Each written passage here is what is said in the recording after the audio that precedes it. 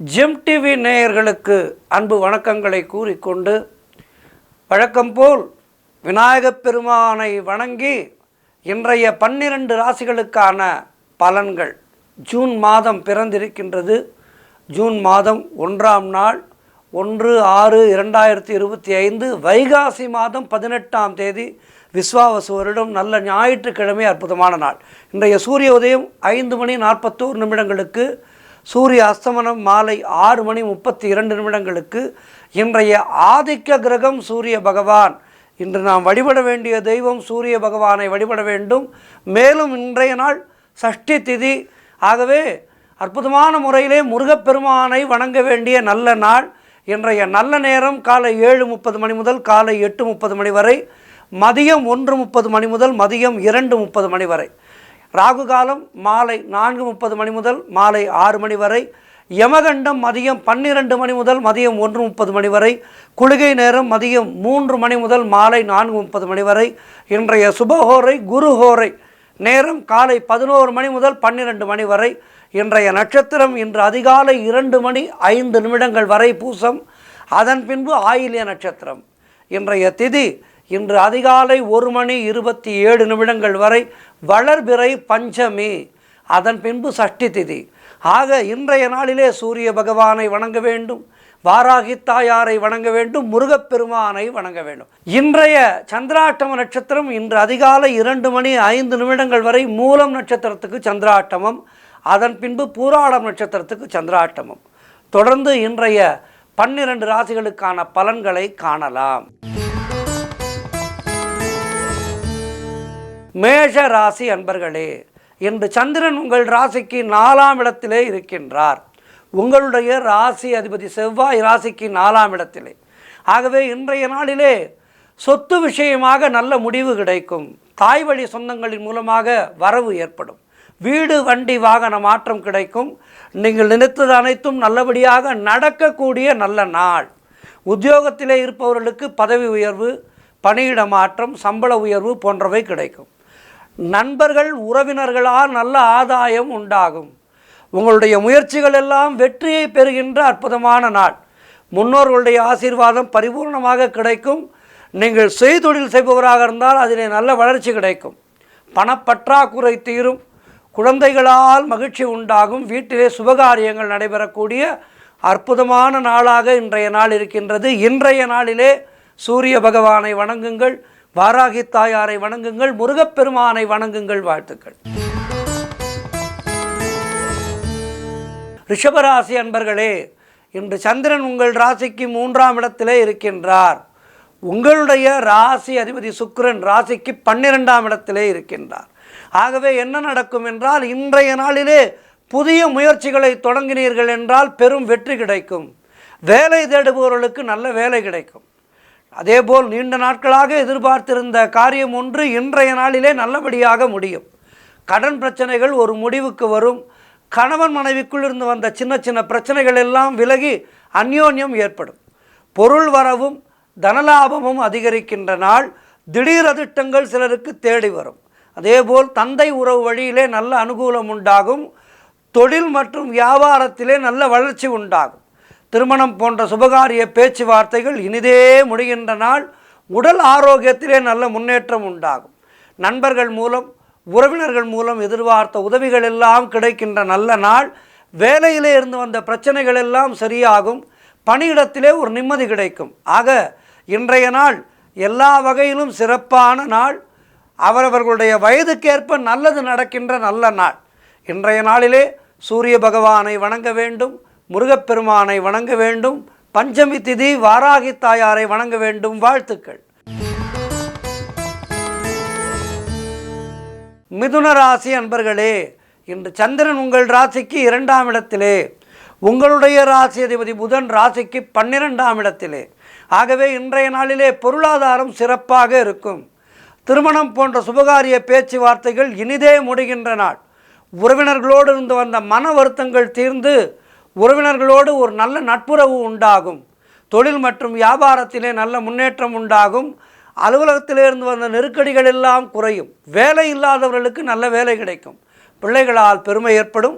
வாழ்க்கை துணையால் நல்ல மகிழ்ச்சி உண்டாகும். பழைய பாக்கிகள் வசூலாகின்ற நல்ல நாள். காரிய வெற்றிகள் உண்டாகும். மனம் சந்தோஷமாக இருக்கும். வீடு வண்டி வாகன மாற்றம் ஏற்படும். கூட்டு தொழில் செய்பவர்களுக்கு அற்புதமான லாபம் ஏற்படுகின்ற நாள். சூரிய பகவானை வணங்குங்கள். இன்றைய நாளிலே முருகப்பெருமானை வணங்குங்கள். வராகி தாயாரை வணங்குங்கள். வாழ்த்துக்கள். கடகராசி அன்பர்களே, இன்று சந்திரன் உங்கள் ராசியிலேயே இருக்கின்றார். ஆகவே பணவரவு அதிகமாக இருக்கும். பொருளாதாரம் மிகவும் திருப்திகரமாக இருக்கும். தொட்டதெல்லாம் பொன்னாகக்கூடிய அற்புதமான நாள். கடன் பிரச்சனைகள் ஒரு முடிவுக்கு வரும்.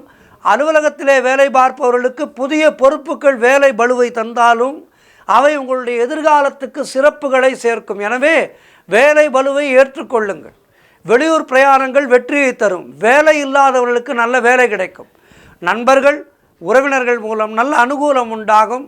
மனம் மிகவும் உற்சாகமாக காணப்படக்கூடிய நல்ல நாள். நீண்ட நாட்களாக குழந்தை பாக்கியத்திற்காக காத்திருக்கின்ற தம்பதிகளுக்கு சந்தான பிராப்தி உண்டாகும். காரிய தடைகளெல்லாம் விலகி எடுக்கின்ற முயற்சிகளிலே பெரும் வெற்றி கிடைக்கின்ற நல்ல நாள். சூரிய பகவானை வணங்குங்கள்.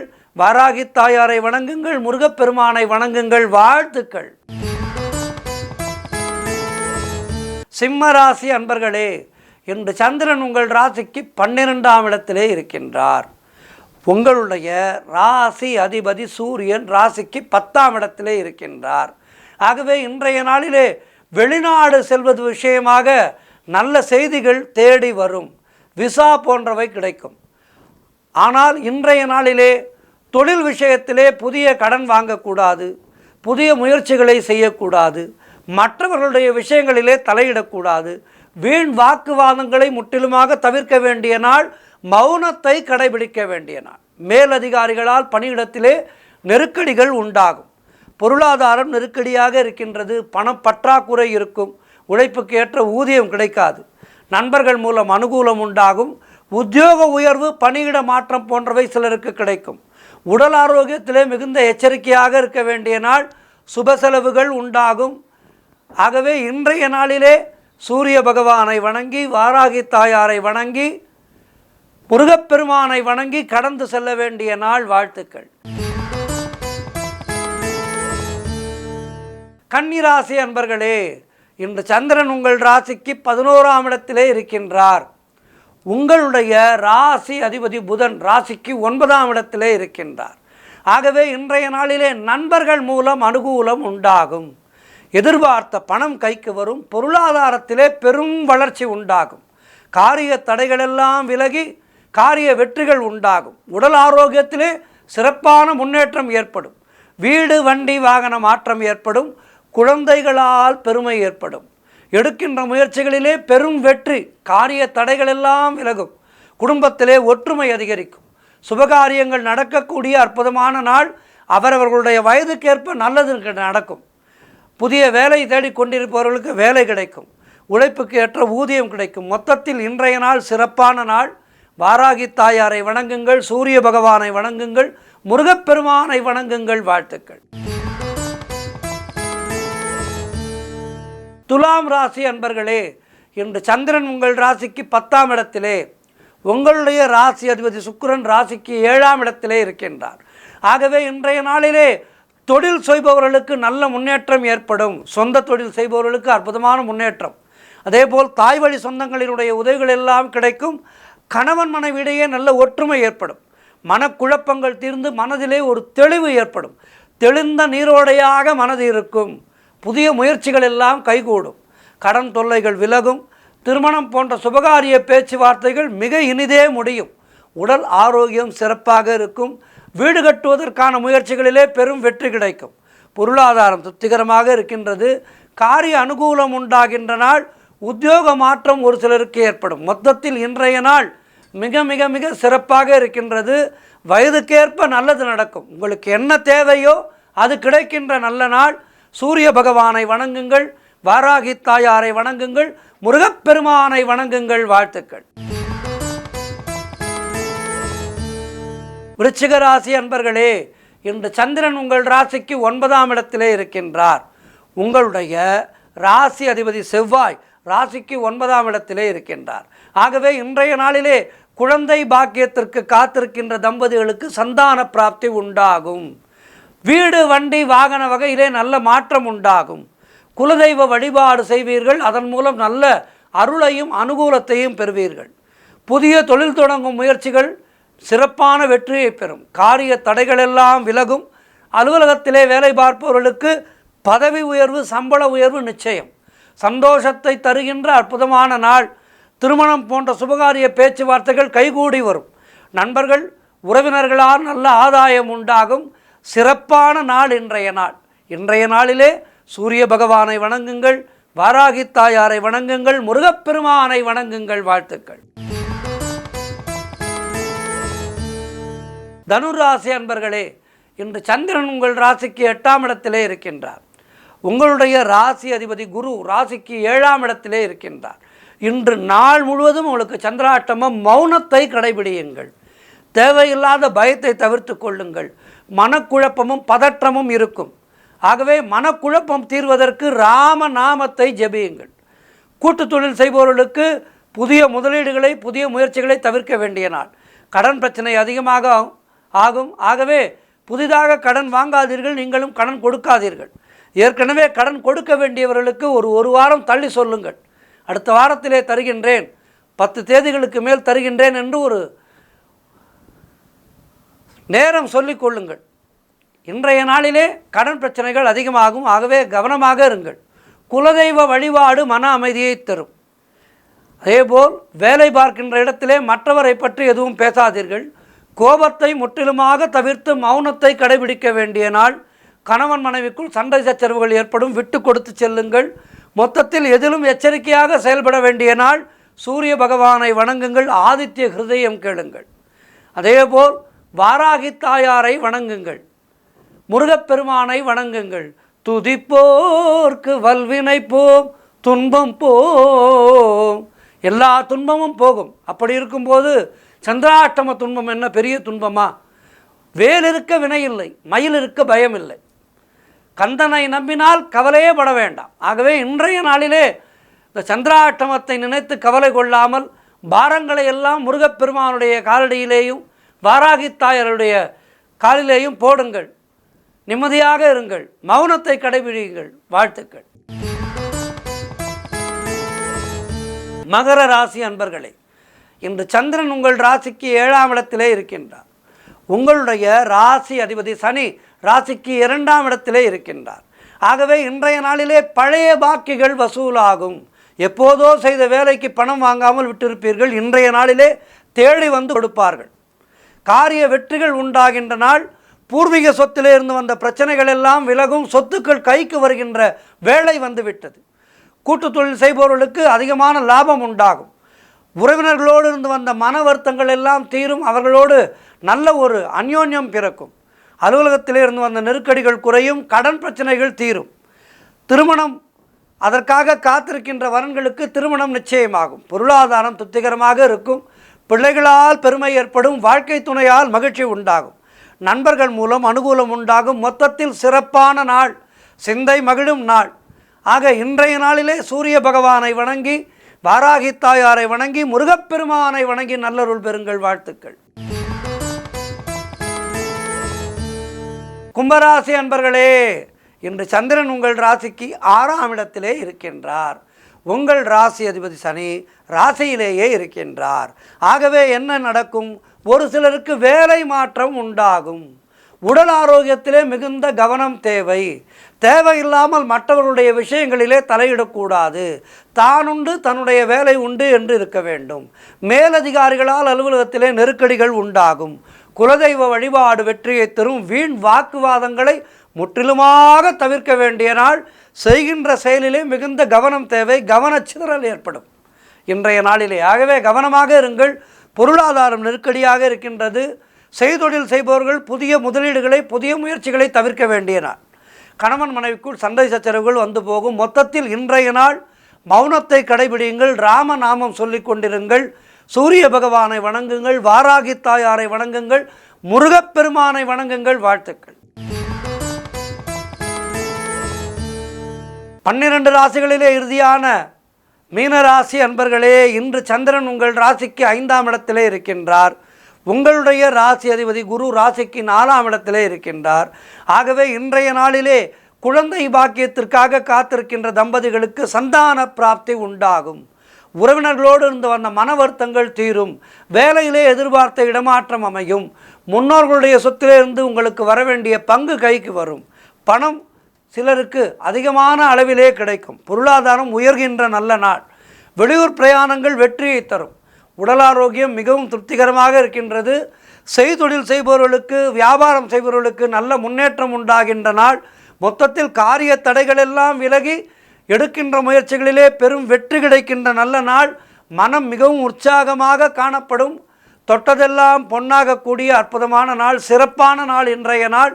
இன்றைய நாளிலே சூரிய பகவானை வணங்கி, வாராகி தாயாரை வணங்கி, முருகப்பெருமானை வணங்கி நல்லருள் பெறுங்கள். வாழ்த்துக்கள்.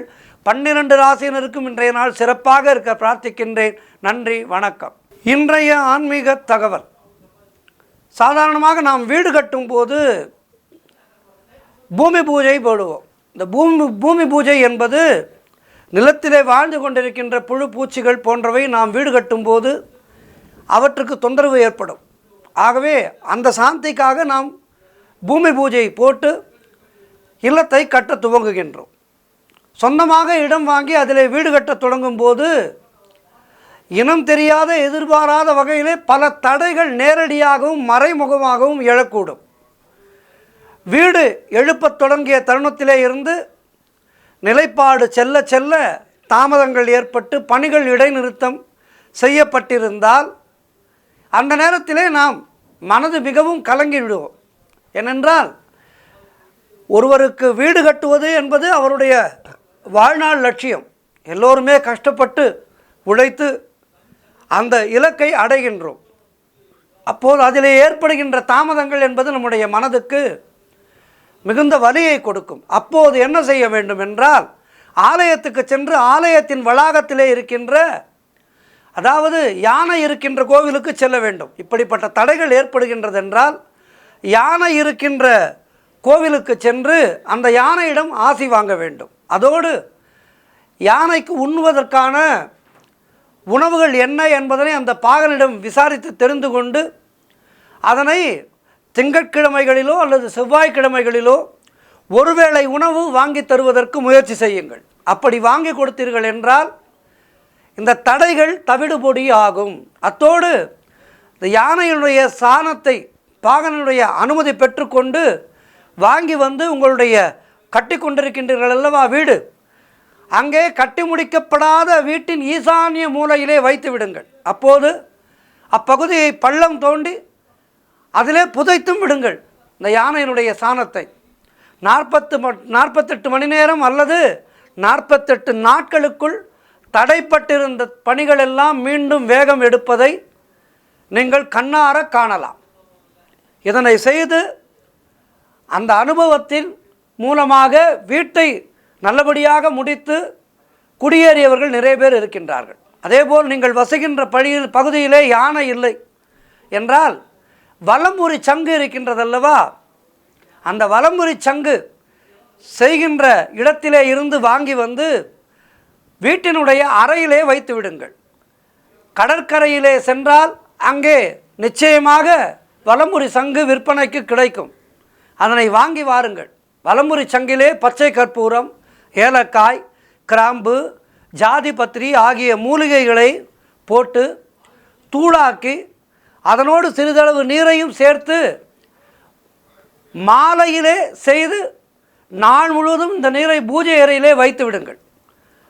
அதாவது முதல் நாள் மாலையிலே இவற்றை செய்து சங்கிலே ஊற்றி பூஜை அறையிலே வைத்து விடுங்கள். அடுத்த நாள் காலையிலே குளித்துவிட்டு நன்றாக இறைவனை மனதிலே நினைத்து கொண்டு இந்த வீட்டு தொடர்பான தடைகளெல்லாம் நீங்க வேண்டும், வீடு நல்லபடியாக கட்டி முடிக்க வேண்டும் என்று முழுமையாக பிரார்த்தனை செய்து கொண்டு, நன்றாக பிரார்த்தனை செய்து கொண்டு அந்த நீரை சிறிதளவு அருந்திவிட்டு வீடு முழுவதும் தெளித்து விடுங்கள். எந்த இடத்திலே உங்களுடைய வீட்டிற்கான பணிகள் நடைபெறுகின்றதோ அங்கும் அந்த புனித நீரை தெளிக்க வேண்டும். 48 நாட்களுக்குள் உங்களுடைய நிலம் தொடர்பான பிரச்சனைகள் விலகி வீடு கட்டும் பணிகள் விரைந்து நடைபெறுவதை கண்ணார காணலாம். மிக மிக எளிதான ஒரு பரிகாரம் இந்த பரிகாரம்.